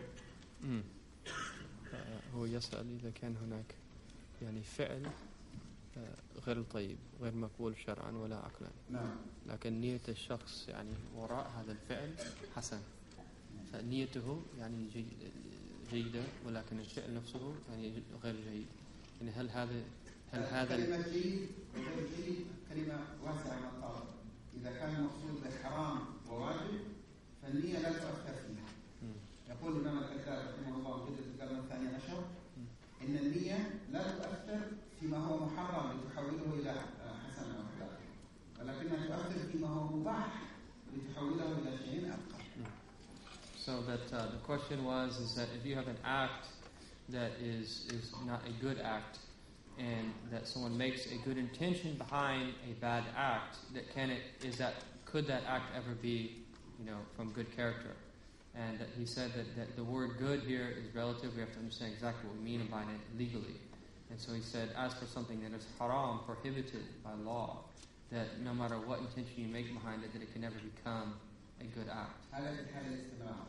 But this is, and if it's permissible though, then through making a good intention, that it can become an act of worship. But this is doing it continuously. لكن في حال أن الإنسان انتبه لأنه كان يعمل الخطأ وقرر أن يرجع إلى الله، لا شك أن إثمه في عمل الخطأ الذي لم يكن قاصدا للخطأ، لم يكن يعلم أنه سيرقع إلى هذه الدرجة الخطأ، لا شك أن إثمه أقل وأن توبة الله عليه أسرع وأن قربه إلى الله يكون أكبر ممن كان يعلم أنه خطأ ومصر على فعله. Okay, so he made a subtle different distinction there, is that were someone to know that a particular act is bad and regularly make an intention behind that act to do it as if something is good. That's what refers to the first part of his answer. As for if there's a particular instance where someone didn't know, for instance, that it was necessarily bad, that in that instance they would still repent, but the repentance would be a lot easier because of their lack of knowledge of that. So remember we said in class that your nafs deludes you. And that don't trust it easily.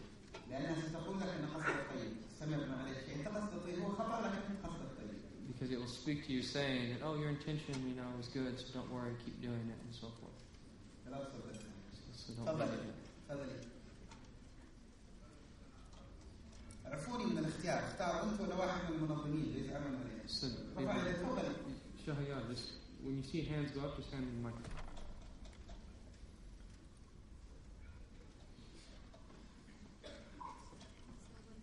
Salam.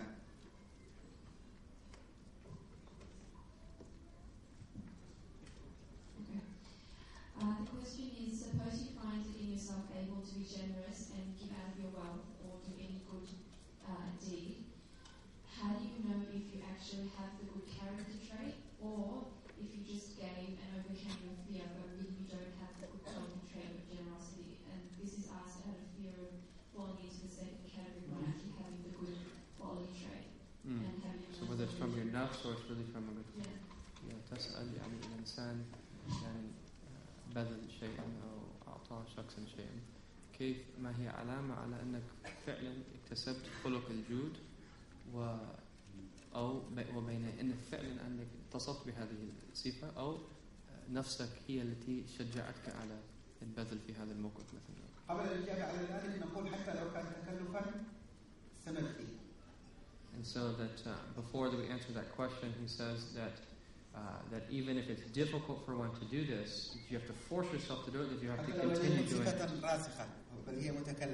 That even if it hasn't become firmly established in your soul, that by forcing yourself to do it time and time again, that you have to do this. صحح النية واكره أن يكون من الناس أغراض أخرى وغير صادقة واستمر، لكن لا تتوقف بسبب أنك عن فعل الخير بسبب أنك تعتقدين أن تظنين أن الناس لها مقاصد. So the first part of the answer is that without knowing the criterion, you keep doing that particular act, and you keep giving out until it becomes firmly established, and make sure that you have a firm intention and keep doing it. First two. أما الإجابة عن السؤال الذي تسألين عنه فهو مرتبط بمعنى صلة الإيمان بالخلق. That as for the answer to the question answering, it's related to the answer is in the relation between character and faith. كلما قوي تعلق قلب المؤمن بالله حال فعله الخير كلما كان ذلك أقرب إلى الإخلاص في إرادة فعل الخير.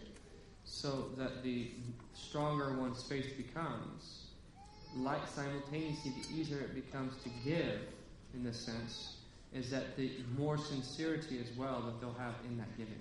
وكلما كان أقرب إلى طبع النفس على هذا الخير. And it will be even easier for that trait to become a part of their nature.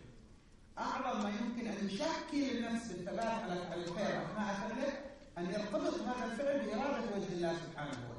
So the greatest way to shape the condition of your soul in doing that particular act is by having this sincere intention, desiring only مع الاستمرار عليه.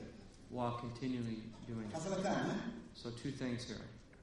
إرادة وجه الله. Desiring closeness to Allah only. وهي تصحح الوجهة في النفس. And this will rectify the intention of your soul. الاستمرار وهي ترسخ هذا الخلق في النفس. And then doing it regularly, which will make the trait firmly rooted within you. وأما العلامة التي تسألين عنها. As for the sign that you're asking about, فهي ترجع إلى ما سيكون موقف النفس فيما لو قوبل الإحسان الذي صدر منها بالجود إلى الذي أمامها، لو قوبل من قبل من تجودين عليه بالنكران والإساءة، هل ستستمرين أو تتوقفين؟ So the sign that you're sincere in giving is that that person that you're giving to, that were it actually to happen, or were you to imagine that that person that you're giving to would then turn against you or do something bad to you, would you continue to give to them? إذا توقفت النفس عن البذل لمجرد الإساءة من تبذل له، فإذا الجود ليس بالصفة الراسخة في النفس. So were you to stop giving to them because of the way that they treat you in return, then your giving is from your nafs. الحل وتكلم في البداية عن الجود ولو لم تكن نفسي تريد حتى تتمكن تماما مثل الإنسان الذي لم يروض لا يزال بريا وكلما ركب عليه الفارس حاول أن يقذف به من على ظهره لكن الفارس أصر مع الاستمرار يبدأ هذا الإنسان يتروض حتى يقبل. And then what you do in this case is that if you don't want to give out in this moment, that you still give out, even though it doesn't want to, and you force it to give out until it becomes trained, like the way that you have a horse that is untrained. At first, it's very easy to bolt until that you have an experienced rider that will tame it and train it, that it used to bolt, eventually that it will start obeying its master. So we'll get a question from somewhere over here so that we don't, everyone else has a chance.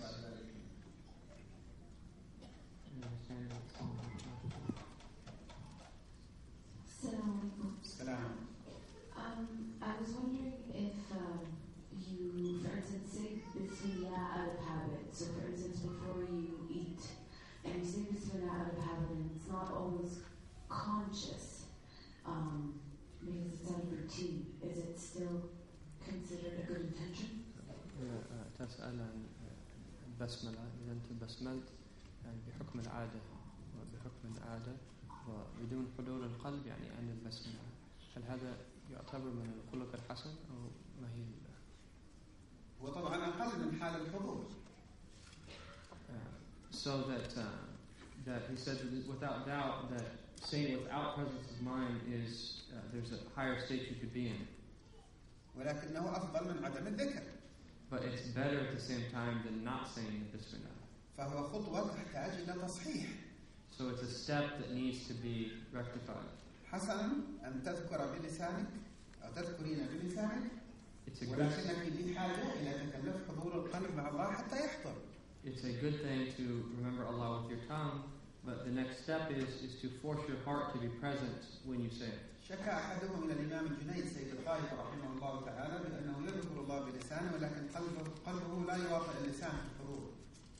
That someone complained to the great Imam Junaid and about his making dhikr, remembering Allah with his tongue, but having a lack of presence of heart.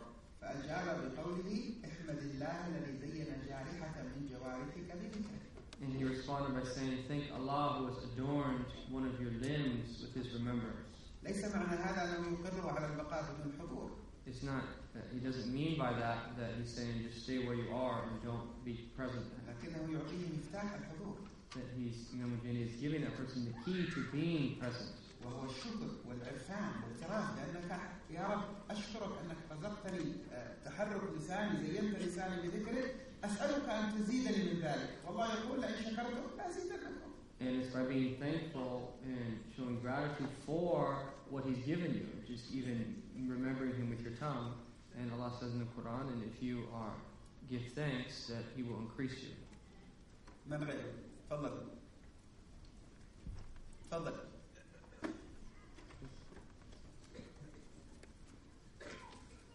أنا ولا بصري ما يصل الكثير إلى الأماكن البعيدة، فمسؤولية المنظم يعدل بينكم. السلام. When Habib was speaking about the categories that Imam Ghazali gives us about, what we fall into, we're not supposed to use it to judge others, but it's supposed to be for ourselves. What are some practical ways that we can stop any thoughts that come كنا من درجات الأربع هذه يعني كل واحد يمتليها أسوأ، وذكرت أنه ينبغي أن لا ننسب أنفسنا للحكم على الغير. ما هي بعد الخطوات العملية للتطبيق يعني هذا؟ أول خطوة عملية يسعها الحديث الليلة أن نبدأ بإنزال ذلك على أنفسنا. So the very first thing is we begin by, when we read about these archetypes, we reflect upon it based upon our own state. الخطوة الثانية سيأتي ذكرها إن شاء الله في الدرس القادم وهي التدرج. That the second step will be mentioned in the next lesson, which is tadarruj, that moving step by step. ثم إذا يسر الله في الأيام المتبقية واستكملنا القراءة في هذا الكتاب، فموضوع هذا الكتاب هو الإجابة على سؤالك. And then if Allah facilitates such that we can complete this book, that all of the subsequent chapters are a detailed response to your question. نحن بالأمس كنا نتكلم عن كيف نفهم مفهوم الخلق وتفريعه وأصول وفروع. اليوم انتقلنا إلى مواجهة النفس بهذا المفهوم. كنا نتكلم عن شيء في الفضاء، ثم اليوم بدأنا نتكلم عن توصيف أحوالنا. بدأنا اليوم نصنف حال نفسنا، بمعنى بدأنا نشخص مرضنا. هذه الخطوة. So that yesterday we began in a more theoretical fashion, that we were talking about character and the merit of character and ethical theory as it pertains to character, and that today that we're focusing more on the actual ability for the human being to achieve good character. بالأمس كان كلاما في الفضاء، اليوم بدأنا نشخص، وأول العلاج للمرض التشخيص. إذا بدأت تشخص مرضك معناه بدأت في العلاج. And so I guess you could translate it as yesterday was a bit more theoretical, today was more practical in learning how that theoretical pertains to your own state. ومن الآن إلى أن يكتب الله الدرس القادم، لأنه ما ندري ما يعيش أحدنا أو لا، نبيت والله عز وجل يطلع على قلوبنا فيرى فيها العزم الصادق والهمة الخارقة في أن نهذب هذه النفس. And so he says that inshallah in the next lesson, and none of us know how long we're going to live, that tonight when we go to sleep is that every single one of us has a strong intention and firm resolution is that we want to purify ourselves and we want to better our character, so that Allah sees this intention tonight in our hearts. لكم في أن تخاطبوا أنفسكم. الكلام الذي كنا نتكلم عنه في نهاية الدرس عن محبوبتي التي خانتني في داخلي نفسي. الليلة كل واحد منكم يخاطب هذا المحبوب في داخله ويواجهه لحظة مواجهة صادقة ويخلص إلى اتفاقية.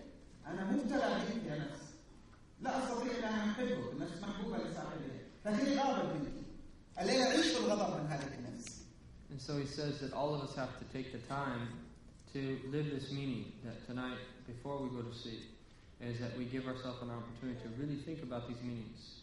And this beloved nafs and soul that is between our two sides, that is with us, is that we speak to it and we try to recognize its traits and try to come to understanding the way that it deludes us, and that we develop this anger because of its deception, such that we really have a genuine desire to rectify it.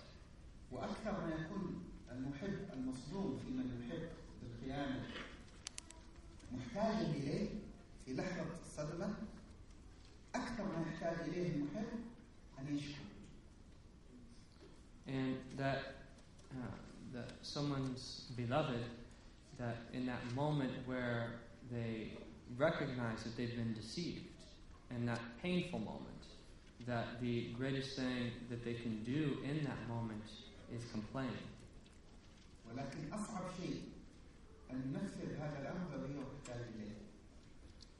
But the most difficult thing to do is to implement what we spoke about today. بقدر ما أحب يؤلمني جرح المحبوب.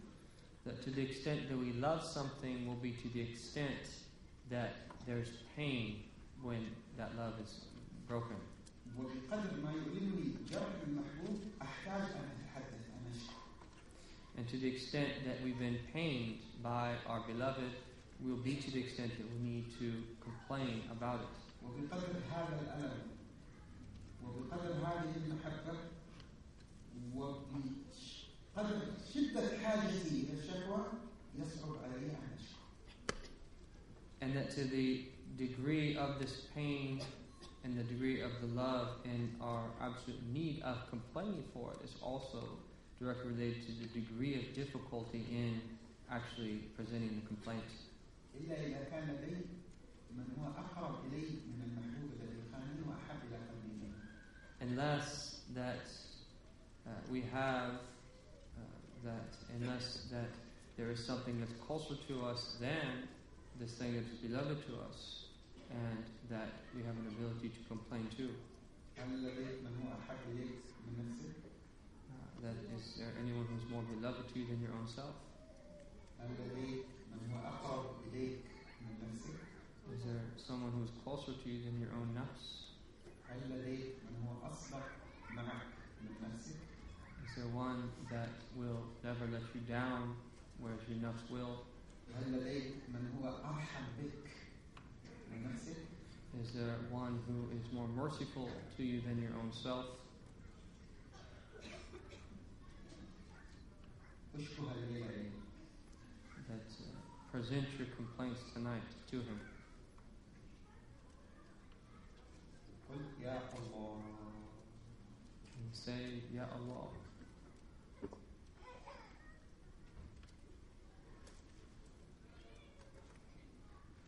حبيبي صلى الله عليه وآله وصحبه وسلم إنما أوذي ولم يكن لنفسه دخل في هذه الأذية، نفسه كاملة طاهرة مكملة لغيره. That my beloved sallallahu alaihi wasallam, that when he was harmed, and that in and of himself, and his soul is perfect, and he's the one that trains and perfects other souls. لم يخطئ. That he didn't make a mistake. نفسه لم تخطئ. Nor did his nafs make a mistake. وأشرف وأعظم وأجل وأكبر وأطهر وأنقى نفس في the most magnificent and greatest and purest and a soul of all in existence. ومع ذلك عندما رماه كفار الطائف بالحجارة وجفاه كفار قريش من أقاربه وأراد أن يشكو ماذا شكى؟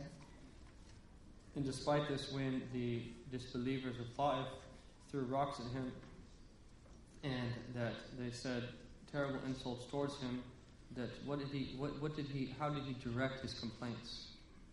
قال اللهم إني أشكو إليك ضعف قوتي. That he says, "O Allah, that I am complaining to you about the weakness of my power وقلة حيلتي." and my lack of stratagem." حتى لما ذكر أذية الناس ما شكى الناس وهواني على الناس. And now when he's going to mention, he didn't mention the people's harm of him. That the way that he's phrased it then is hawani ala nas, in my insignificance in the eyes of people. أنت رب المستضعفين وأنت ربي. You are the Lord of the weak and oppressed, and you are my Lord. هذا درس. This is a lesson. عندكم سيد الاستغفار تعرفونه. That you have the Sayyid al-Istighfar, the best way to repent. علمنا النبي صلى الله عليه وسلم هذا الاستغفار وما فيه كل يوم. The Prophet taught us this way to repent, and we're supposed to say it daily. ماذا يقول في سيد الاستغفار؟ What does the Prophet say in this? اللهم أنت ربي. That, "O Allah, you are my Lord. لا إله إلا أنت. There is no God but you. خلقتني. You created me, وأنا عبدك. and I am your servant, وأنا على عهدك. and I am remaining faithful to your covenant ووعدك ما استطعت. and your promise to my extent possible, to the extent possible." انتبهوا لأن هذا الموضوع الآن الذي نريده. So pay close attention, because this is really what we're talking about. أعوذ بك من شر ما صنعت. That I seek refuge with you from the evil that I have done. اشكوها لي كل ليلة. That present this complaint tonight and every night. أعوذ بك من شر ما صنعت. That I seek refuge in you, O Lord, from the evil of what I have done. أعوذ لك بنعمتك علي قدرا إلهي. That I admit your great favor upon me, وأعوذ لك بذنبي. and that I admit all of my sins. فاغفر لي. Forgive me. فإنه لا يغفر الذنوب إلا أنت. That indeed no one forgives sins but you. هذه الخطوة التي نريدها الليلة. هذه خطوات الليلة. This is the step and the first steps that we need to take today. وهي خطوات مستمرة حتى بعد ما سيضاف إليها بعد غد وبعد غد. And these are steps that we need to be consistent in, even when we add to them later. لا تتوقف عن تطبيب جرحك ممن أحببت فخانك بشكواه إلى من هو أحب إليك منك. That don't ever stop. لا تتوقف عن تطبيب جرحك. So don't ever stop curing your pain ممن أحببت فخانك. from the object of your love that has been treacherous to you, بشكواه إلى من هو أحب إليك منك. by complaining about it to he who is even more beloved to you. الله. It's Allah. نبدأ. Take another question from the right side here. So we'll end.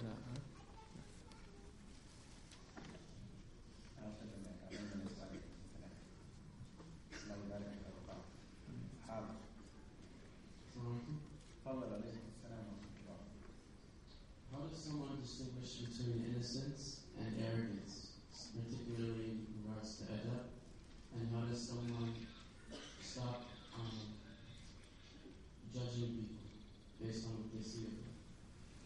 يقول كيف نفرق بين يعني الحياء والتكبر، وكذلك يعني كيف يتوقف الإنسان عن الحكم على الغير يعني بما يراه من في مظاهره يعني بما يظهر له. الأول لم يتضح لي السؤال. كيف نترجم innocence يعني براءة. So, do you want to state the first part in a slightly different way? How do you distinguish between being innocent and being ignorant? ignorant or arrogant? Ignorant. يعني ويقول كيف نفرق يعني في شيء بين البراءة والجهل من شيء، ما قلت قبل، قال جهل يعني. إذا كان يقصد الفرق بين البراءة أي سلامة الصدر تجاه الشيء وبين الجهل القبيح بالشيء، هل هذا المقصود؟ So you're asking about just being innocent of something in between actually knowing whether something is right or wrong? خصوصا بالنسبة للأدب أقصد يعني. ما لم يكن مقصودا وارتكب بجهل يكون علم مع عدم التقصير في تعلم الأمر فهو مغتفر. So as long as you did something that you didn't know was bad etiquette, that it's, you know, and you feel bad about it, it's forgiven. لا سيما إذا كان في حق الله. Especially if it's one of the rights of Allah. وإذا كان في حق الآخرين إذا كان ترتب عليه أن تأذى غيرك منهم فتستبرئ منهم تدخل بالمسامحة. And if it relates to the rights of others, such that you need to, all you need to do then is just seek their forgiveness. هل هذا الذي يفهمني من السؤال؟ Is that what you mean? Okay. الجزء الثاني. And the second part? كيف نتوقف يعني عن الحكم على كيف نتوقف عن الحكم على الآخرين؟ هذا سؤال جيد. This is a good question. أولا نعرف أن عبيد ولسنا بأرباب. The first is that we know that we are servants, that we're not lords. أنا عبد لست ربا. That we are a servant, not a lord. وبقدر ما أتحقق بالعبودية سأكف عن الحكم على الخلق. To the extent that we recognize our servitude will be to the extent that we refrain from judging others. Because that servitude is, it's contradictory to being, you can't judge people if you're a true servant. كلما ارتقى معنى نور العبودية في قلبك كلما ابتعدت عن الحكم على الخلق. The more that the light of servitude becomes firmly rooted in our heart will be to the extent that we stop judging others. This is one thing. الثانية كلما انشغلت بمعرفة عيوب نفسك كلما ذهلت عن الحكم على الآخرين. The more that you become preoccupied with the faults of your own soul will be to the more that you unconsciously neglect the faults of others. وكلما غفلت عن عيوب نفسك وجهلت هذا الجهل القبيح جدا. كلما جهلت بعيوب نفسك كلما تمادت هذه النفس في الحكم على الآخرين. And the more that you are ignorant, and this is a terrible type of ignorance of the faults of your own soul, is to the degree that you actually notice them and judge others. So that we have to look after the faults of our own soul.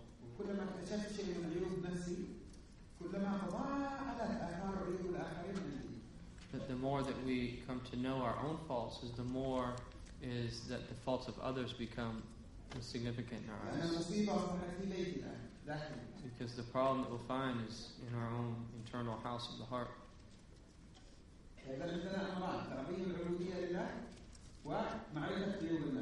So there's two things here, is that actualizing our servitude towards God and then focusing on our own faults.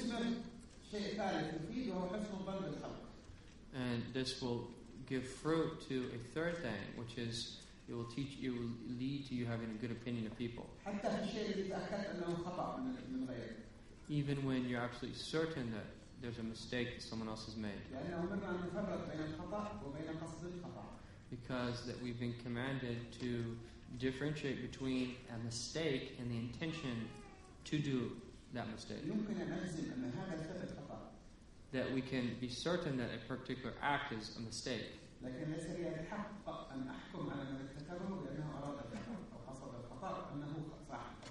But I don't have the right to say that the person who did that wrong thing,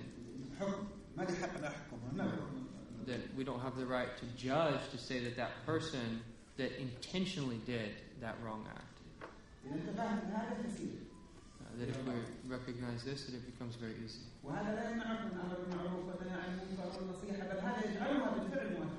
And it doesn't negate that enjoining good and forbidding evil. No, it's these principles that will, truly enable you to do that.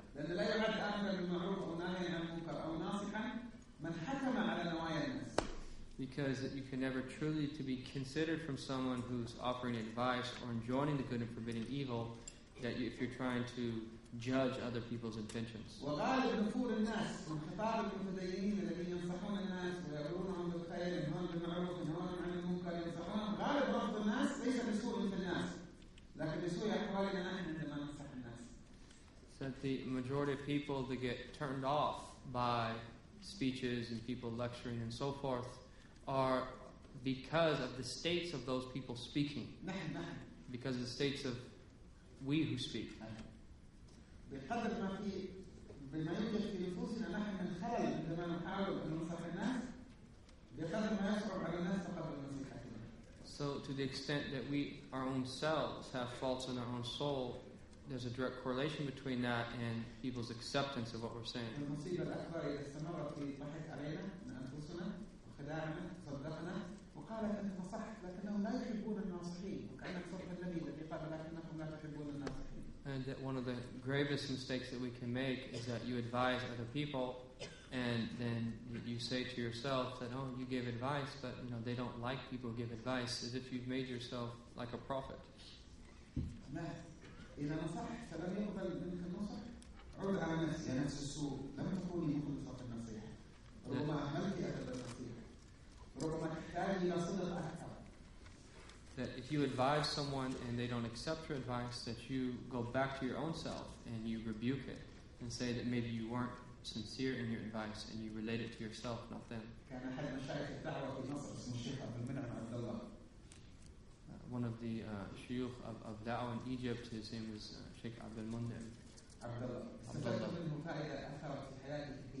That I benefited from him something that impacted me greatly. سمعته مرة يقول أننا في ميدان الخدمة للدين والدعوة كثيرا ما نتذكر فضل الله علينا أن اهتدى على أيدينا أعداد من الناس ونرجو من فضل الله أن نأتي يوم القيامة وأمامنا قائمة أعداد الذين اهتدوا على أيدينا فيرضى الله عنا ويدخلنا الجنة. كثيرا ما نستشعر هذا المعنى. He says that often those that are involved in helping others, that they bring to mind the meaning that they hope to come to their Lord, and that they have a long list of people that they've helped that will weigh heavily in the scales and be a means for them to draw near to Him. لكن نخشى يقول لك إني أخشى أن تصبر يوم القيامة بقائمة أخرى لم أكن أضعها في حسباني. He said that I am fearful though of a list of a whole other types of people that I wasn't, didn't take into account while I was here. And these are the people that I've done wrong to.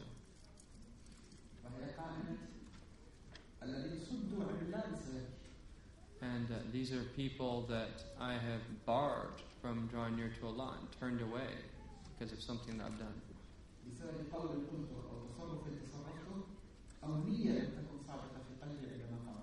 Because of something that I've said or something that I've done, or from a particular intention or lack of when behind an act that I did.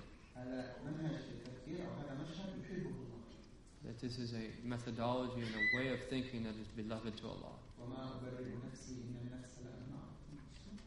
That I do not claim that my soul is innocent. Indeed, that my soul is ever commanding to evil.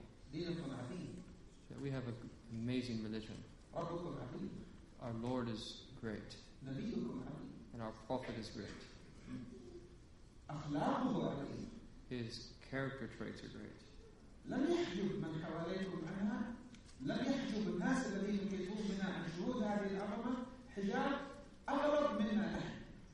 He said that nothing has prevented others from seeing this greatness. There's no veil that is greater than us. And the solution is easy.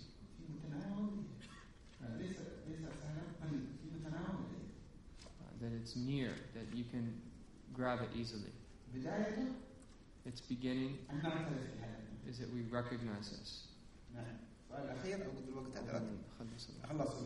ربنا لا تزغ قلوبنا بعد إذ هديتنا وهب لنا من لدنك رحمة إنك أنت الوهاب ربنا اغفر لنا ولإخواننا الذين سبقونا بالإيمان ولا تجعل في قلوبنا غلا للذين آمنوا ربنا إنك رؤوف رحيم اللهم اللهم إنا نشكو إليك أنفسنا التي هي بالسوء أمارة وفي صلتها بنا خداعة ولمحبتنا لها قائمة، غير أننا يا سيدي لا نملك أن ننفصل عنها، فقد خلقتها منا وخلقتنا منها، وهي معنا وفينا ونحن بها وهي بنا، غير أنك يا مولانا قد بشرتنا بأنها قابلة للتزكية والترقية، وإنا يا مولانا ويا سيدنا ويا خالقنا ويا بارئنا ويا حبيب قلوبنا ويا أقرب إلينا من حبل الوريد نشكو إليك هذه الأنفس،